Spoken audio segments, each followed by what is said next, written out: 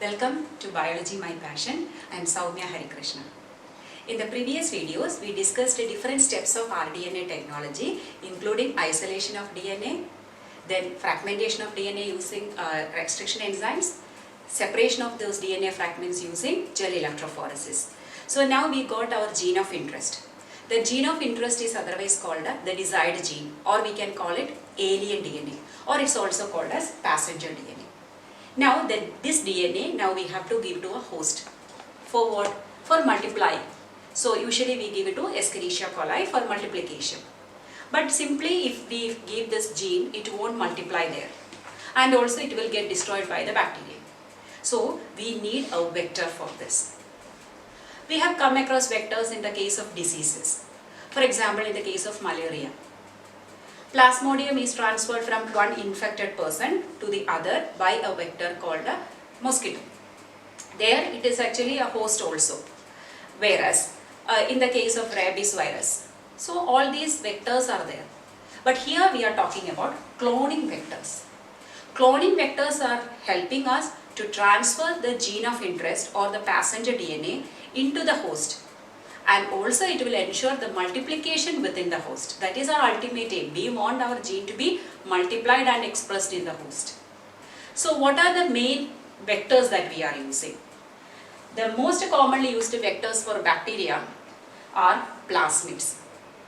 What are plasmids? They are circular DNA present in the bacterium along with the extra chromosomal DNA. Other than the chromosomal DNA, these are extra chromosomal. They are circular and double-stranded. Now, another method of transfer is bacteriophages or viruses attacking bacteria, or cosmids or phagemids. I will come to this later when we discuss this in detail.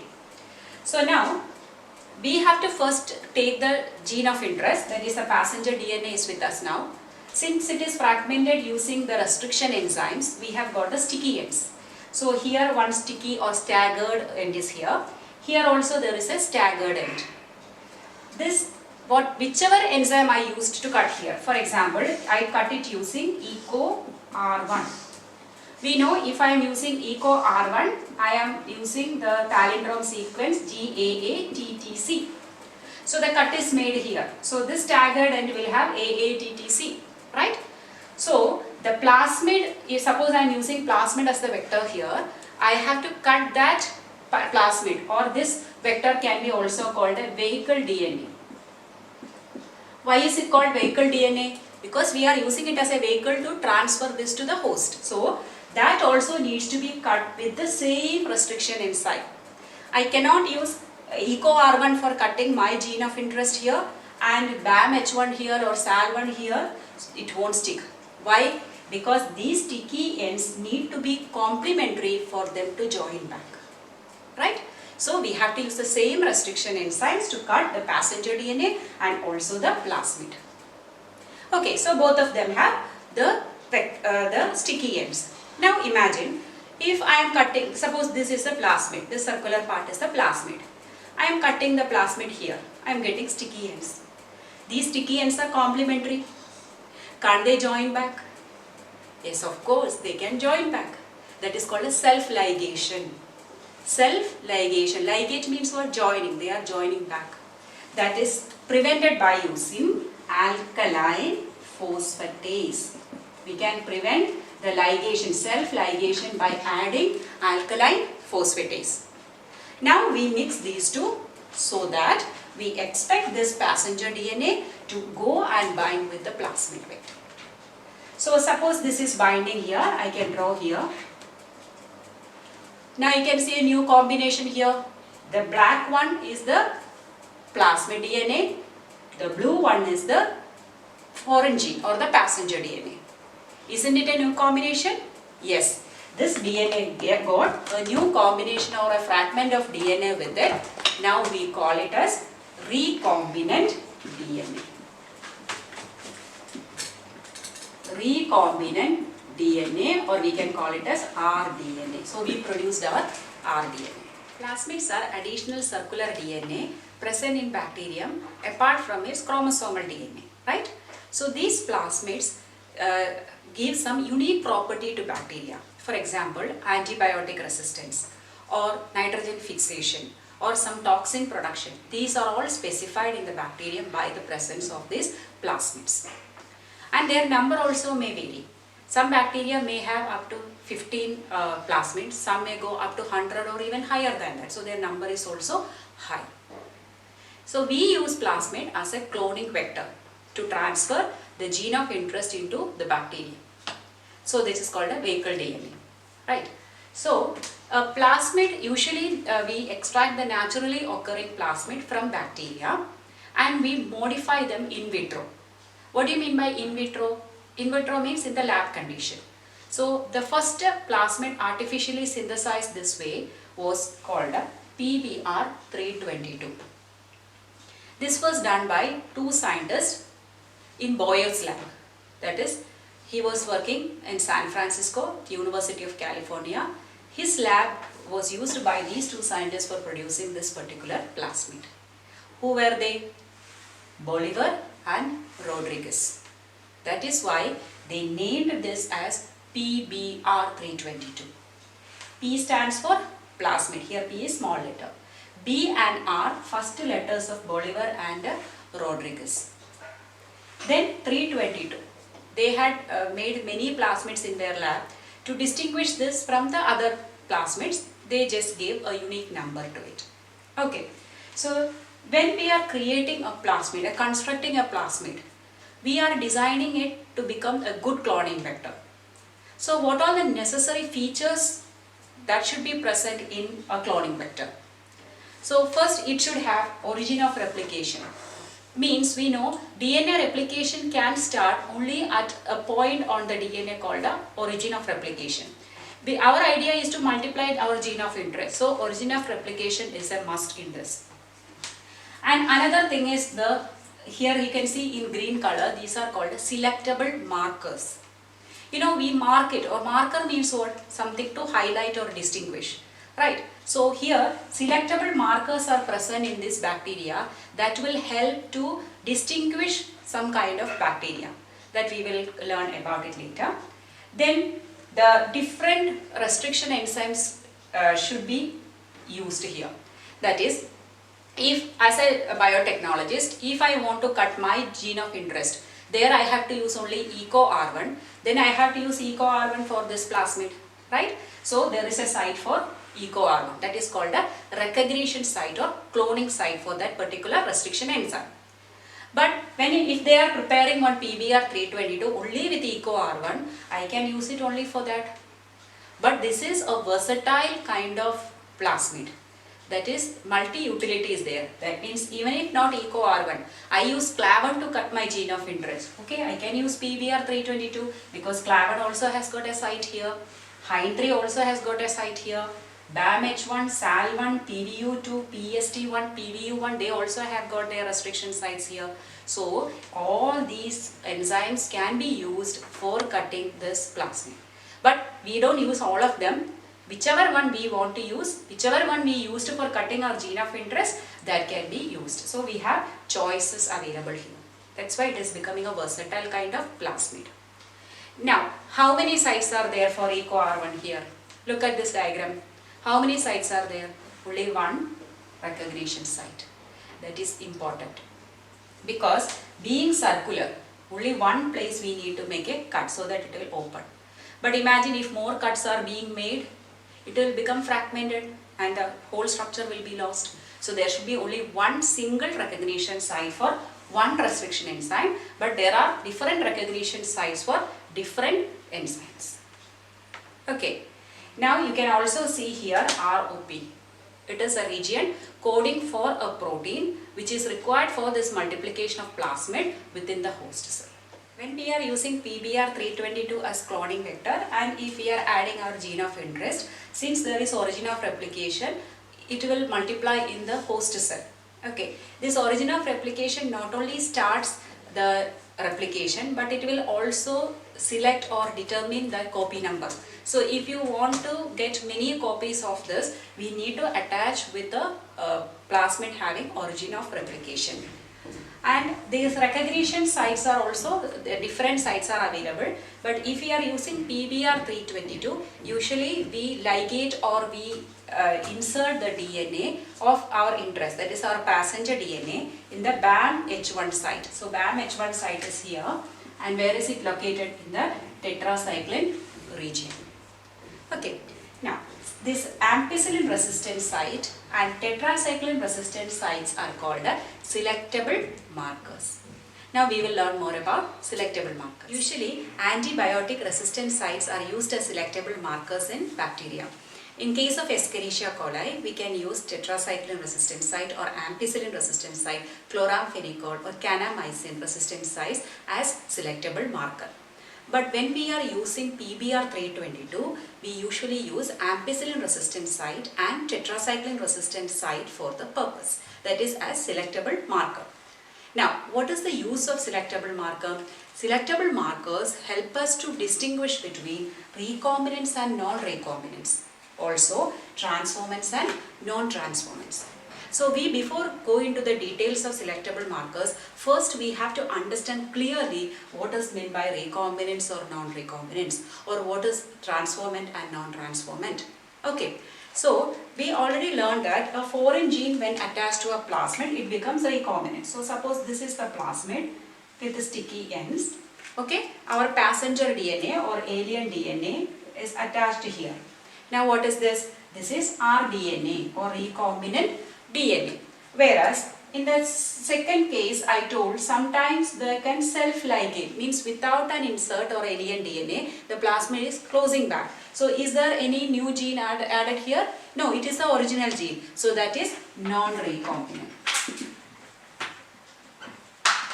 Okay, so the DNA with the insert is called the rDNA or recombinant DNA, and this is non-recombinant without an insert, or we can call it as recombinant plasmid and non-recombinant plasmid. So that is the first one.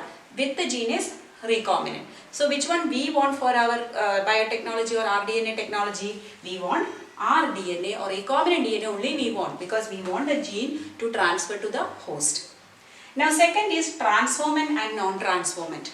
So when we are giving this to bacterium, okay, so their mixture, the plasmid may close back and plasmid may take up. So both these may be there in the mixture. That is the non-recombinant and the recombinant plasmid. Both of them will be there in the culture.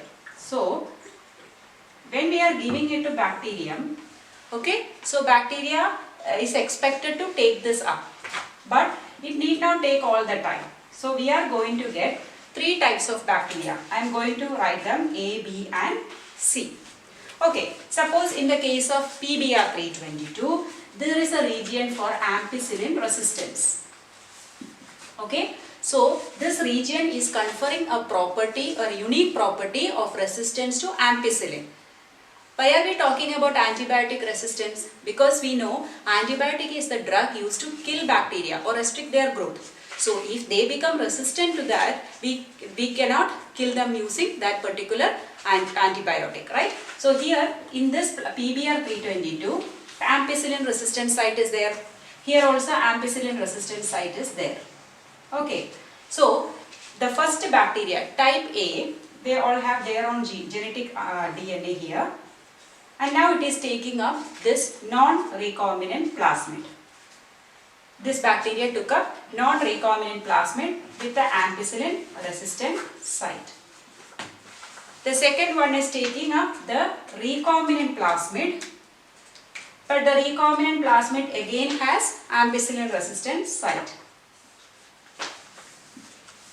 Third one, not taking up any plasmid. In spite of giving the plasmid, it is not ready to take up the plasmid. So in this case, we are getting three types of bacteria. First one, with the plasmid, but it is non-recombinant.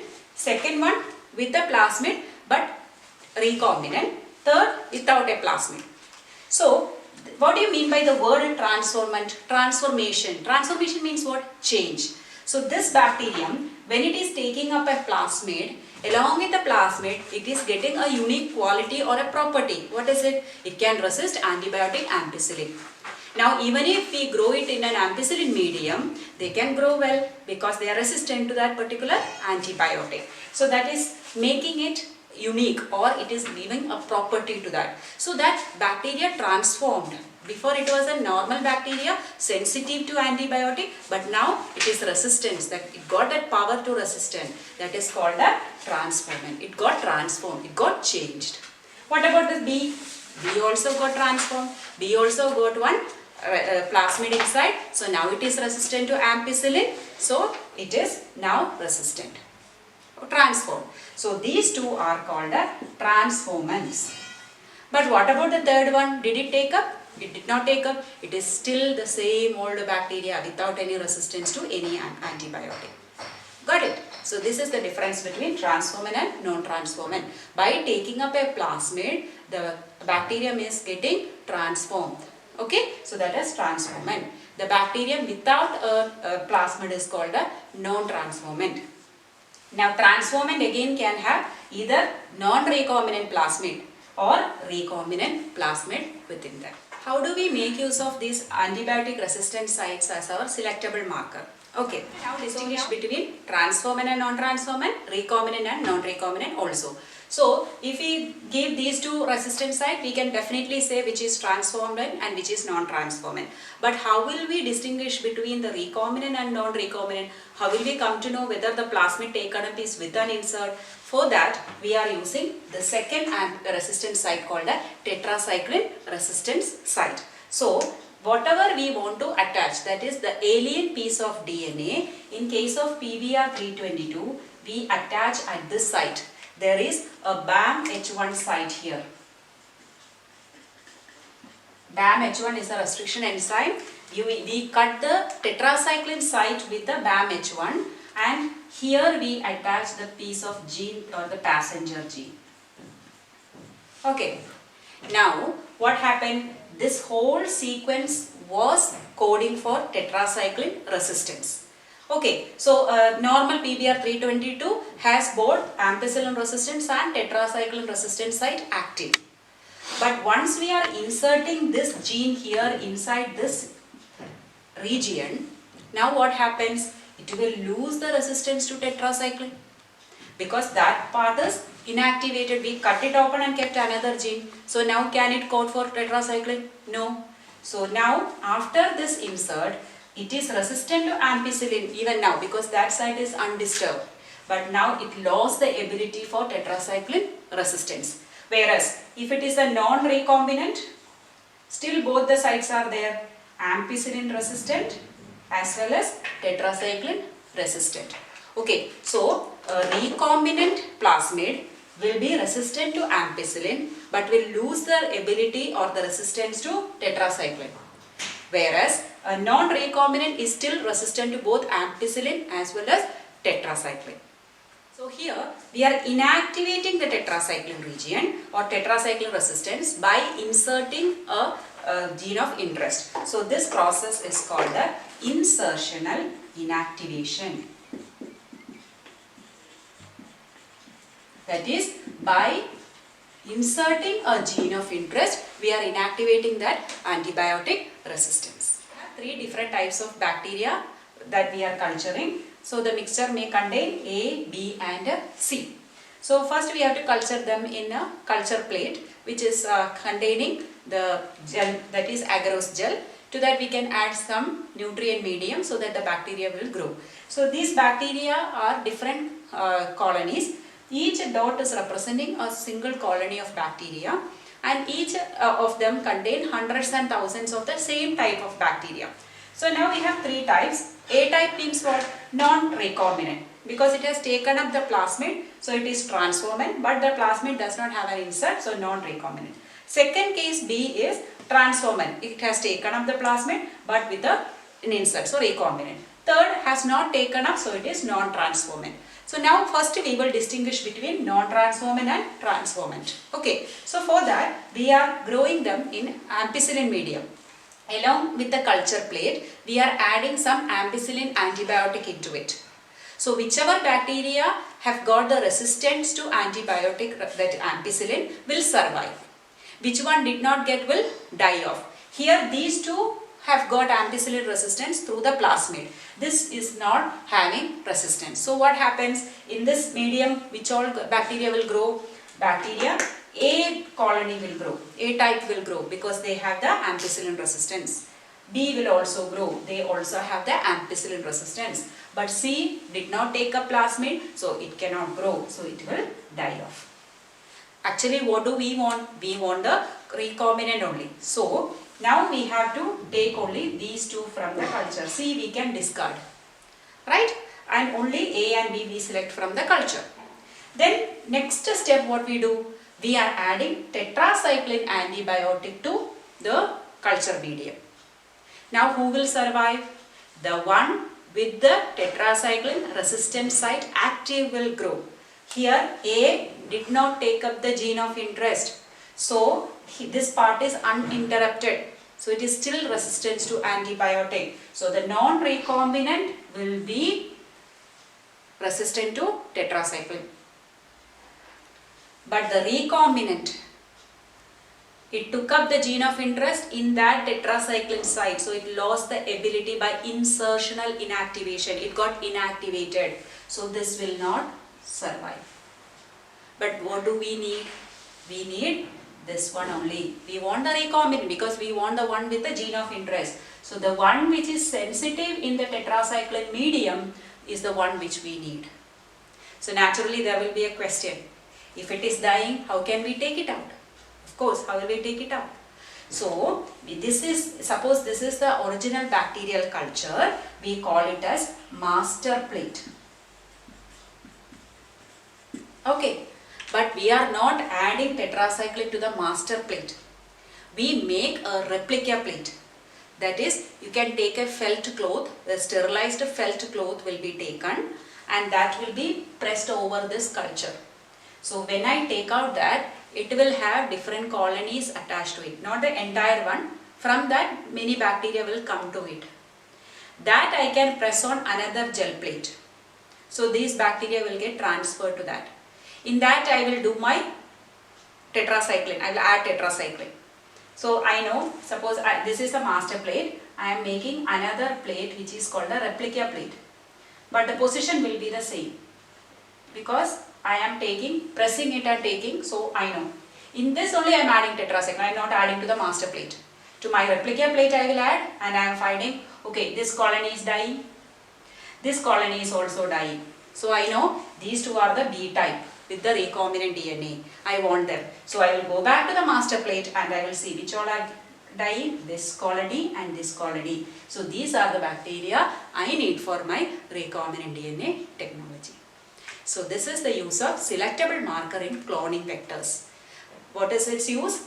Ampicillin resistant site will help us to distinguish between what?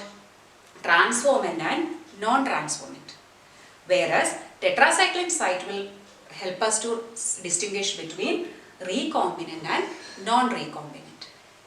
Okay, so this is the use of selectable marker. We are using ampicillin site and tetracycline site as selectable markers.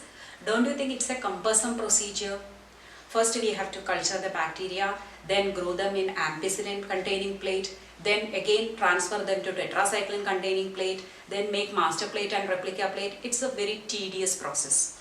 So now we are making or using another alternative method of finding it. This is also insertion inactivation only, but the site in which we are attaching the DNA is different.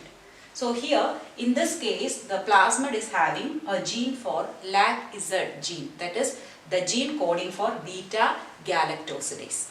Okay.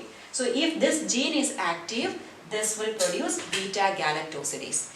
Galactosidase, ACE, means it is an enzyme. So what is the function of this enzyme? There is a chromogenic substrate. Chromogenic means color. Chromo means colored. So there is a colored substrate. It is called a X-gal. Okay. So if X-gal is acted upon by beta galactosidase, it will produce a blue color product. Okay, so that's the function of beta galactosidase. So LAC-Z gene will code for an enzyme beta galactosidase, and if beta galactosidase is present, it will convert X-gal into a blue color substance. Now, in this what are we doing? Here our gene of interest we are keeping in this LAC-Z gene. Again we are inactivating. We are keeping our gene of interest in the LAC-Z site gene. Now this coding is interrupted, right? Now can it code for beta galactosidase? No, it cannot, because this whole set was actually sequencing. Now it is not possible. So what happened? Again, insertional inactivation. Insertional inactivation happened. So now beta galactosidase is not produced. As a result, if we put this in chromogenic substrate XGAL, there won't be any color change. So when we put this in a culture plate containing XGAL as a substrate, we transfer this bacteria with this plasmid. Then what happens? We get two color colonies. So the blue ones which I am drawing are all having beta galactosidase present. That's why it became blue in color, right? Whereas the black one, that is actually colorless one, we cannot show that. So this one, blue color, sorry, the black color ones are the ones with in which this site was blocked or insertionally inactivated. So it is not producing this beta galactosidase. So we know that the white color colonies are the ones which we need for our use, because those are the ones with the desired gene or the passenger DNA. So after keeping the gene of interest in the plasmid, we got the plasmid. It has to be inserted into the bacterium, right? But how can the bacterium take it up? Because the DNA is a hydrophilic molecule, means water loving. But the cell membrane is made up of lipid. So the hydrophilic DNA cannot pass through the cell membrane.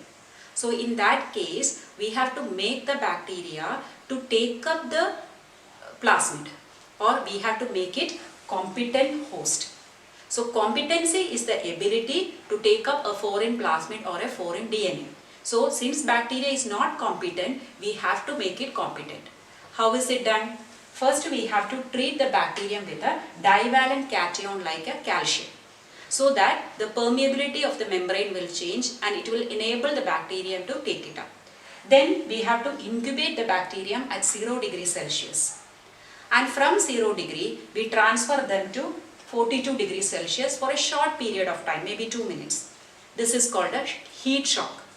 Then immediately we transfer it back to 0 degrees Celsius, that is into ice. By the time the bacteria will become competent enough to take up the recombinant plasmid. Let us now discuss the other cloning vectors, right? Apart from plasmid, what else we can use? Another cloning vector is virus. Viruses can be used for transferring the gene of interest to bacteria or other animals, because they infect animals. So bacteriophages, bacteria attacking virus can be used for transferring a gene of interest to a bacterium.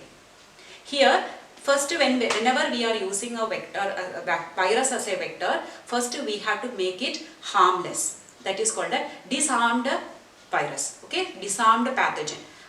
Even then, when we are attaching the passenger DNA itself, it will lose its harmful nature. So disarmed pathogen is used for transferring our gene of interest. So if we want to transfer to a bacterium, we can use bacteriophages. But if we want to transfer it to an animal, we can use retrovirus. For example, SV40. It can be used for transferring our gene of interest to the animals like monkeys. Whereas in human beings, we usually use herpes virus or adenoviruses. So there also, first we make them disarmed or harmless, and then they are used for transferring the gene of interest. So they are good cloning vectors for animals. If we want to transfer a gene of interest to plants, the best cloning vector is Agrobacterium tumefaciens. Agrobacterium tumefaciens is a bacterium. It is actually found in the soil, and it is affecting the dicot plants. It is actually a pathogen for dicot plants, causing a disease called a crown gall disease. Actually, on its infection, it will produce some tumor in plant. Some part of the plant will produce tumor. How is it producing that? This bacterium has got a plasmid called the TI plasmid. TI stands for tumor inducing. That is, the plasmid can induce tumor. How can it induce tumor? With the presence of a DNA called a tDNA. Okay, so now when we are using it as a cloning vector, we will be adding the gene of interest in the tDNA. So the tDNA will become inactivated, it is no more pathogenic to the plant. Now we can use it as a vehicle for transferring our gene of interest to plants. So either we can allow this bacterium after adding this gene of interest to infect a plant cells, or in the tissue culture we can give it to the initial cell so that the gene will be there in rest of the plant later. But if it is given to the plant also, the desired gene containing plasmid will spread to different, it will multiply and will be spreading to different parts of the plant. So it is a good cloning vector for plants. Other cloning vectors used are cosmids and phagemids. So cosmids, the word itself, cos plus plasmid. What is cos? Cos is actually the cohesive site of a phage DNA. Means a virus attacking bacteria, bacteriophage. Its DNA has at the tip some cohesive ends or sticky ends. So that site is called a co-site. That site is actually helping it to circularize the DNA once it infects the bacterium. So here that co-site is transferred to a plasmid, then it is called a cosmid. So it is a very good tool for transferring large fragments of DNA. Another one is phagemid. Phagemid is also the phage lambda or the bacteriophage DNA, that is a viral DNA is attached with a plasmid. So these are the different vectors that we use for rDNA technology. Till now we have been discussing various vectors used for rDNA technology. But can we do vectorless methods? Yes, of course. Always we need not depend on vectors. So there are vectorless methods like micro-injection, biolistic gun or electroporation. Micro-injection is nothing but we are just injecting the gene of interest or the alien DNA directly into the cell using a micropipette. Whereas when it comes, this is applicable in animal cells. But when it comes to plant cells have got a cell wall which is hard. So the injection is not possible. So there we need to hit it with certain velocity. So here in this case we are using a gun called a biolistic gun, or it is otherwise called a gene gun or particle gun. Here we make small particles out of tungsten and gold like metals, and the gene of interest to be transferred will be attached to the surface, and then we bombard it with high velocity into the cell so that it will go and get incorporated into the target DNA. Okay, so that is useful for plant cells. Then next is electroporation. During electroporation, pore means what? Holes. By applying electricity, a certain kind of voltage we apply so that the membrane will become more porous, so that the DNA can easily pass through it. That method is called electroporation. So these are the vectorless methods that we are using for transferring the gene of interest into the host.